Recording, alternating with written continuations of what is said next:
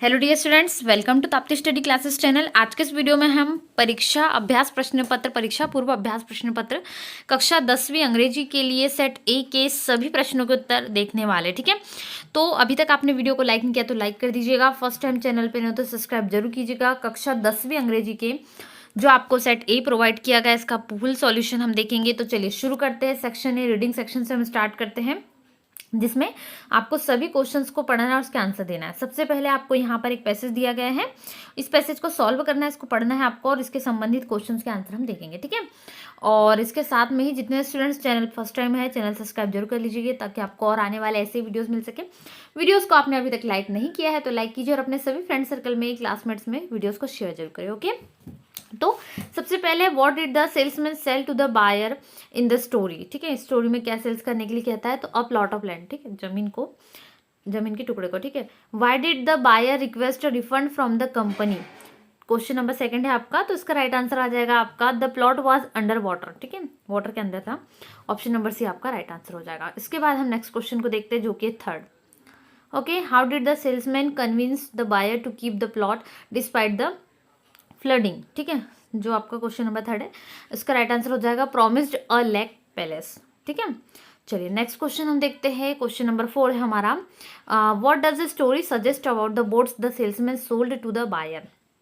ठीक है, किसको सजेस्ट कर रही है, तो ये है दे वर यूजलेस। ठीक है जी, यूजलेस थी वो चीजें। According to the story what has humanity been sold for centuries.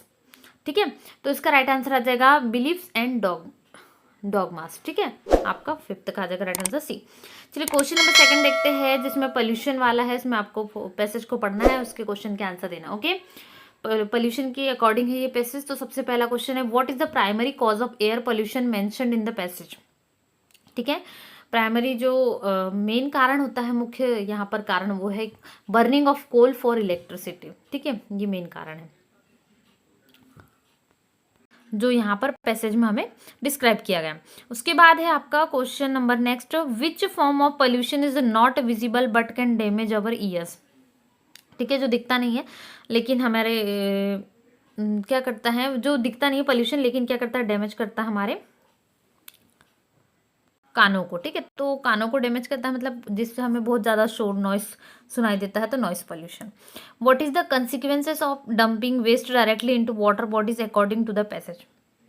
ठीक है, तो राइट आंसर हो जाएगा वाटर पोल्यूशन। ठीक है, इसके बाद है question number 4, what does the passage suggest about the human population in the context of water pollution. Question number 4, इसका राइट आंसर होगा it will come to an end. ठीक है, फोर्थ ऑप्शन। इसके बाद फिफ्थ है, what is identified as the cause of air pollution in relation to vehicle. ठीक है, तो इसका राइट आंसर आ जाएगा फ्यूल इफिशियंसी। ठीक है, ऑप्शन नंबर ए। इसके बाद क्वेश्चन नंबर थर्ड है, देखिए इसमें नोट मेकिंग समरी बनाने के लिए आया है। एक पैसेज है एजुकेशन के ऊपर, बहुत अच्छा सा पैसेज है, इसको आपको रीड करना है, इसके बाद में इसके क्वेश्चन देखेंगे। तो इसमें बहुत अच्छी चीजें दी है। देखिए, education is split into 3 parts. ठीक है, सबसे पहले primary, secondary education, higher education है, हायर सेकेंडरी एजुकेशन। ठीक है, इसको कंप्लीटली हम लिखेंगे। तो कुछ इंपॉर्टेंट चीजें तो इसमें दी है, मतलब पूरा पैसेज जो है वो एजुकेशन के ऊपर डिपेंडेंट है। एजुकेशन हमारी लाइफ का मोस्ट इंपॉर्टेंट पार्ट है, जिसके बिना हम हमारी लाइफ को कंप्लीट नहीं कर सकते। ठीक है, मतलब लाइफ की हर चीज़ जो हमें सही चीज़ें समझ सिखाती है वो एजुकेशन से आती है। तो एजुकेशन इन अवर लाइफ, हम इसको बहुत अच्छे से टाइटल में ऑब्जर्व कर सकते हैं। चलिए नोट मेकिंग देखते हैं। ठीक है, तो एजुकेशन का हमारे लाइफ में क्या महत्वपूर्ण है, उसी पे पैसेज है। तो एजुकेशन इन अवर लाइफ, इसको इन्वर्टेड कॉमा हम ब्लैक पेन से टाइटल को क्लोजअप करके कर सकते हो। ठीक है, फिर बेनिफिशियल ऑफ एजुकेशन, एजुकेशन से हमें क्या क्या बेनिफिट्स है उसको हमने पॉइंट नंबर ए में दिया है। फिर हम यहाँ पे इसको पॉइंट वाइज बताएंगे। Understand of education, universe around and responsive. ठीक है, ये मतलब हमें बहुत सारी चीज़ें सिखाती है एजुकेशन। उसके बाद एजुकेशन स्प्लिट इन 3 पार्ट्स। ठीक है, इंटू 3 पार्ट्स भी लिख सकते हैं उसको, इंटू 3 पार्ट्स। ठीक है, first primary education, secondary education and higher secondary education. ठीक है, जो अभी मैंने आपको अंडरलाइन बताया, बिल्कुल इसी को हमने बी पॉइंट में शेयर अप करा है। तो यहाँ पर ए एंड बी में आप सी भी पॉइंट कर सकते हो, उसके 2 पॉइंट बनाकर, तो ये आपको नोट मेकिंग बन जाएगा। ठीक है, चाहो तो इसको और आगे आगे बढ़ सकते हो। नेक्स्ट क्वेश्चन हम देख लेते हैं। सो नेक्स्ट क्वेश्चन, हमारा सेक्शन बी राइटिंग सेक्शन है। You are Kushal Sharma studying government higher secondary school Narayanpura, write an application to your principal for fee concession. Fee इसमें छूट चाहिए हमें, तो हमने प्रिंसिपल को लेटर लिखना है। यस के अपोजिट में है हमें एक लेटर अपने फ्रेंड को इनवाइट करना है, बर्थडे पार्टी अटेंड करना है, ठीक है, पता भी हमें दिया गया है और आपका नाम नीरज चौहान बताया गया। तो हम यहाँ पर करते हैं फी कंसेशन के लिए लेटर लिखते हैं प्रिंसिपल को। ओके, चलिए देखते हैं। तो यहाँ पर फी कंसेशन के लिए to the principal Saraswati Shishu मंदिर बनखेड़ी MP, ठीक है, जो भी पता दिया वो लिख लीजिएगा। एप्लीकेशन फॉर फी कंसेशन, ठीक है sir, respectfully I beg to state I am regular student of class 10th of your school, my father is a poor farmer so he can not pay my school fee, kindly grant me full concession in fee and oblige, so I request you to grant me full fee concession. Date लिख दीजिएगा। US obediently, यहाँ पर आपको कुशल शर्मा दिया है तो कुशल शर्मा लिख लीजिएगा, ठीक है, क्लास 10 C। ओके, तो ये आपका फुल कंप्लीट हो जाएगा, ठीक है। तो सेक्शन बी में हमने एप्लीकेशन को कंप्लीट कर लिया। इसके बाद क्वेश्चन नंबर 5 हम देख लेते हैं, जो कि हमें एक टॉपिक है, इनमें से कोई एक टॉपिक पर 150 वर्ड्स में कैसे कंप्लीट करना है। तो हम इंपॉर्टेंस ऑफ ट्रीज पे करेंगे, ठीक है। तो इंपॉर्टेंट ऑफ ट्रीज पे कर लीजिएगा, बहुत अच्छे से 150 वर्ड्स में आप इसको कंप्लीट कर सकते हो, ठीक है। ट्रीज हमारे बहुत अच्छे फ्रेंड्स होते हैं, हमें हर चीज़ जो है ट्रीज से मिलती है, ठीक है। कोई भी हो, पशु हो पक्षी, उनको भी सारी चीज़ें, ऑक्सीजन वगैरह जो हमें सब कुछ पेड़ से ही प्राप्त होते हैं, इसलिए पेड़ों को ज़्यादा से ज़्यादा लगाना चाहिए। तो इन्वायरमेंट के लिए बहुत अच्छा है, ठीक है। तो आप ये लिख लीजिएगा इंपॉर्टेंस ऑफ ट्रीज पे। इसके बाद हम नेक्स्ट क्वेश्चन देखते हैं। क्वेश्चन नंबर 6 है हमारा, जो कि 3 मार्क्स का। यहाँ पर आपको एक डिस्क्राइब वर्ड्स हैं, ठीक है। Impact, mobile phone impact on student life, access to information, communication and collaboration, learning tools and apps, organization and productivity, access to online learning. तो इतनी चीज़ों में इफेक्ट है, तो कैसे स्टूडेंट लाइफ में मोबाइल ने अपनी जगह बनाई हुई है, ठीक है, कितने नुकसान है उसके, ये सब कुछ इसमें डिस्क्राइब हम करेंगे 75 वर्ड्स में। तो चलिए स्टार्ट करते हैं। तो सबसे फर्स्ट पॉइंट पे हमें जो 1 बाय 1 करके पॉइंट दिए हम देखेंगे, एक्सेस टू इन्फॉर्मेशन, ठीक है, इसको कंप्लीट करेंगे। और इसके पहले आपने अभी तक PDF डाउनलोड नहीं करी है तो गूगल पर आना है, गूगल पे arfindia.com करना है। उसके बाद में अपनी क्लास टाइप करना है, 10th इंग्लिश है तो 10th इंग्लिश टाइप कर लीजिए, ठीक है। उसके बाद में अभ्यास प्रश्न पत्र पेपर सॉल्व करके डाल दीजिए, पूरा यहाँ पर आप डाउनलोड कर सकते हैं। और साथ ही साथ में आप बाकी विषयों की भी सॉल्यूशन PDF डाउनलोड कर सकते हैं, जितने भी आपके सब्जेक्ट है सभी सब्जेक्ट्स की, ठीक है। चलिए आंसर लिख लीजिएगा। एक्सेस टू इन्फॉर्मेशन में mobile phones provide instant access to a vast amount of information, students can quickly search for academic resources, reference materials and educational content on the internet. This easy access to information can enhance learning and help students in their studies, ठीक है। And then second point आपका हो जाएगा communication and collaboration, ठीक है, जो communication collaboration बताया। तो mobile phones enable students to stay connected with their peers and teachers, they can exchange information, discuss assignments, collaborate on projects through messaging apps, social media platforms or email. These communication facilities group work and knowledge sharing, ठीक है। यहाँ पर आपको लिख लेना knowledge sharing, okay. And next है आपका learning tools and apps. There is a wide range of educational apps available on mobile phones that cater to different subjects and learning style. These apps offer interactive lessons, practice exercise, language learning tools and study aids, providing students with additional resources to supplement their education. And after that fourth point हमारा हो जाएगा organization and productivity, ठीक है। Mobile phones come with built in tools like calendars, reminders, note taking apps and task managers that help students stay organized and manage their schedules effectively. These features can assist in planning assignments, setting deadlines and keeping track of important events, ठीक है। तो ये आपका complete हो जाएगा fourth point. And next हमारा जो होगा फिफ्थ एंड लास्ट पॉइंट होगा access to online learning. Students can enroll in online classes, participate in webinars, access educational materials from anywhere using their mobile phones. This flexibility expands learning opportunities beyond the traditional classroom, ठीक है। सो हम बढ़ते हैं question number 7।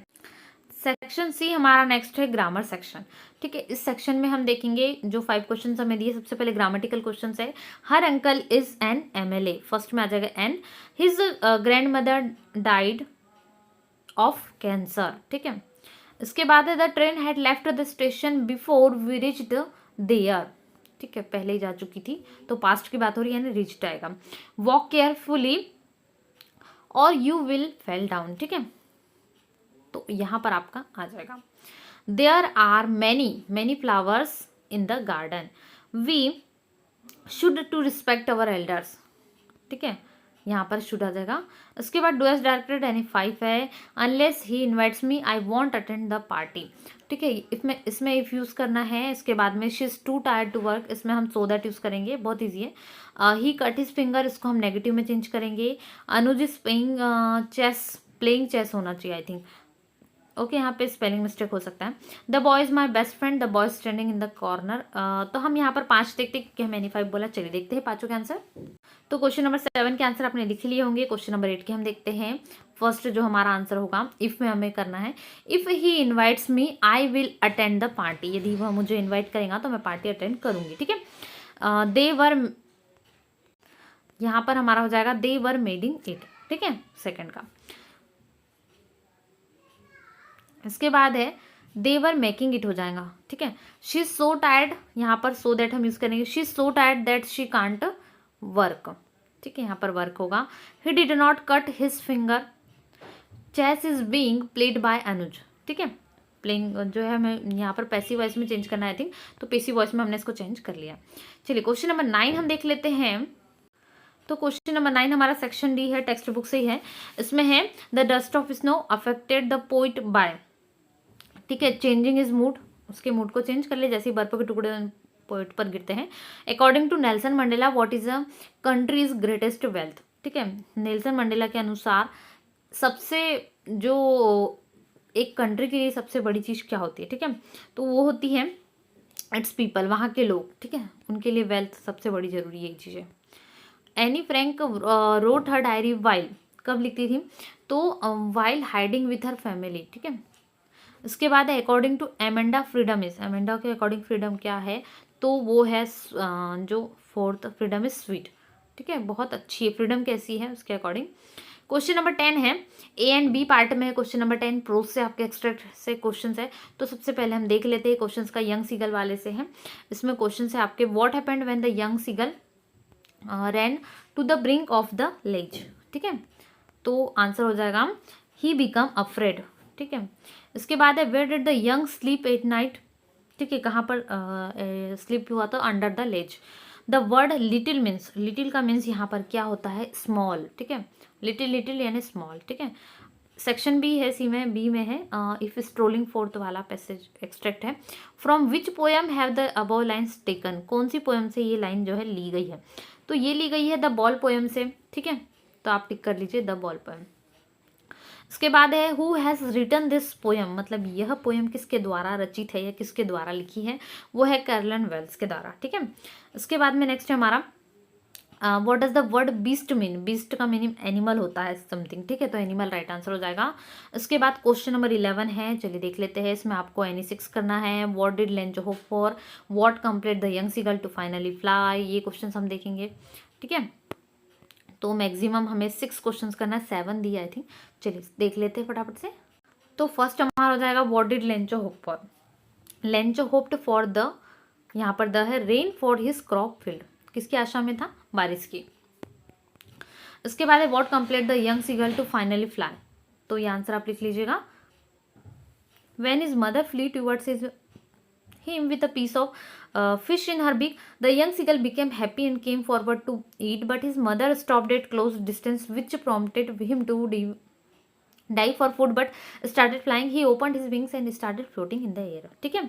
इसके बाद जो next हमारा हो जाएगा ये है why does Anne want to keep a diary, Anne wants to keep a diary because she do not have any close friend, ठीक है, she does not have any close friend whom she could confidence, तो ये आपको answer लिखना है। Next में हम देखते हैं यहाँ पर आपका नेक्स्ट क्वेश्चन है what are the elders in Goa nostalgic about, ठीक है, तो ये आप इसमें लिख सकते हो, ये क्वेश्चन आपको लिखना है। यहाँ पर नॉस्टैल्जिक रहेगा, यहाँ पर अबाउट रहेगा। Those good old Portuguese days, the Portuguese is their famous loaves of breads, ठीक है। उसके बाद में है यहाँ पर नेक्स्ट आपका जो क्वेश्चन है वो है why is Coorg compare to heaven, heaven से कंपेयर क्यों किया है कुर्ग को, Coorg is compare to heaven because of its natural beauty, ठीक है, उसकी नेचुरल ब्यूटी के लिए। इसके बाद है why what did Mij do to the box, क्या किया मिज ने बॉक्स के साथ में, Mij didn't feel comfortable in the box and try to escape his attempt to escape, Mij tore into the metal lining of the process hurt himself. ठीक है, इसके बाद जो नेक्स्ट है वो है, तो इन क्वेश्चंस के आंसर हम देख चुके हैं। इसके बाद हम देखते हैं क्वेश्चन नंबर 12। Any2 करना है यहाँ पर, तो हम यहाँ पर अकॉर्डिंग टू फर्स्ट वाला जो क्वेश्चन है वो देखेंगे, फायर एंड आइस से है। एंड जो नेक्स्ट है वो हम देखेंगे, how does the tiger act in the cage और टाइगर इन द जू। ठीक है, ये क्वेश्चन हम देखते हैं। चलिए स्टार्ट करते हैं। तो according to first, what are the two different views about the end of the world? The first view is that people shall be burned in the fire in the end of the world. The other view believe that people shall be done away with through the use of ice. ठीक है, ये first का answer हो जाएगा आपका question number जो 12 उसमें। And next है, how does the tiger act in the cage, the tiger in the zoo में से, the tiger in the cage is hopeless and unhappy, he paces up and down in the cage, he is confined in the narrow cell and keeps ignoring visitors and hearing patrolling cars, the tiger keeps starting in the starts with hope। ठीक है, सो हम next पे बढ़ते हैं question number 13। And again हमें question number 13 में Any2 करना है। यहाँ पर हम Any2 के लिए देखते हैं, तो हम सबसे पहले देखेंगे, why is Bholi's father worried about her. Okay, question number 13 का है ये सेकंड। एंड हम नेक्स्ट में देखेंगे, why had Fowler wanted to meet Ausable. ठीक है, यहाँ पर हम ये देखेंगे दोनों क्वेश्चंस को। तो आंसर लिखेंगे, why is Bholi's father worried about her? Bholi was not like other Ramlal's children, she fell off a cot as a child due to which her brain was slightly damaged, she learned to speak very late and used it to stammer, her face and whole body was covered with pockmarks, thus her father was worried about her marriage prospects। ठीक है, next में हो जाएगा, why had Fowler wanted to meet Ausable? Fowler was a writer and he had wanted to meet Ausable, a renowned secret agent.